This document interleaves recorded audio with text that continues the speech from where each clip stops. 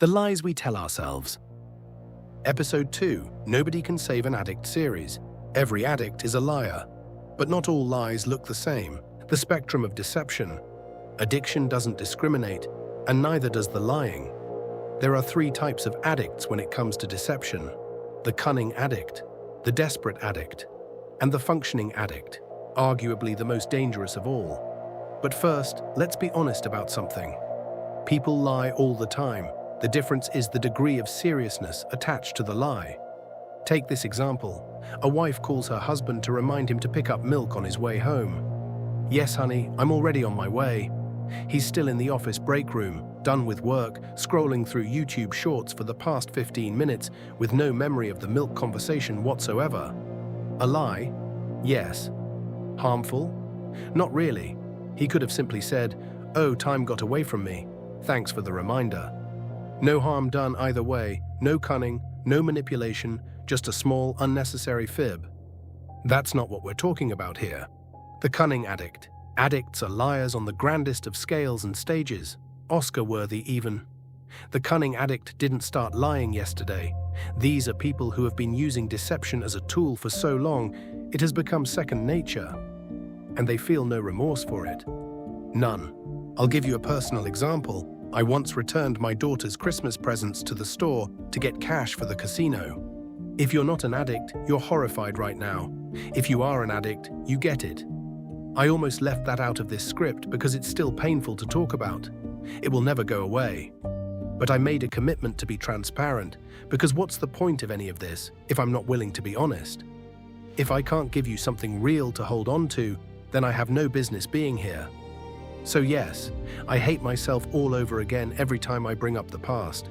And before you tell me to forgive myself, I want you to understand something. I can't. Not for everything. Even though addiction is an illness, there are just some things you can't make amends for. I don't dare ask for forgiveness. The cunning addict is also a master of gaslighting. They will deny your reality with a straight face. They'll have you questioning your own memory. You promised you'd loan me $50 on payday, when what you said was that you might be able to help, depending on your budget. They'll attack your integrity the moment you question theirs. You're really overreacting. You're turning a small thing into a huge deal. They minimize your feelings, your words, your instincts, and they do it deliberately. Everything you say or do becomes ammunition, filed away for later to be used against you at your most vulnerable moment. I'm just telling you what it is. Trust your instincts if you think you're being lied to. The people in your life should add value, not drain it. Cunning addicts are takers. Always takers. Rarely, if ever, givers. If you spend enough time around a cunning addict, you will start to feel like you're losing your mind. Seriously, part of you loves this person, admires them even, and that makes the self-doubt even more devastating. You start to feel ashamed for questioning them. But those red flags you keep seeing, they're real. The chaos is intentional. It's designed to pull you down into a rabbit hole of self-doubt, desperation, and confusion, a place where the addict has all the power and you have none. These cunning addicts are often highly intelligent and professionally successful. You won't be the first person they've fooled, and you won't be the last. Their cover stories are seamless, polished, almost artistic. World-class spy-level deception, and after you've been burned, you start to wonder, who can I even trust anymore? There are entire films built around characters just like this. The most recent version of the talented Mr. Ripley comes to mind. Ripley was so compelling, so magnetic, that somewhere along the way, we find ourselves rooting for him. Think about that for a second. How does that happen?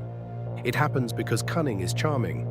And charm is the cunning addict's greatest weapon of all. The cunning addict will smile at your funeral, and you'll never see it coming. People, you're not out of the woods yet. The desperate addict and the functioning addict may have you second-guessing your own reality about the world we're living in.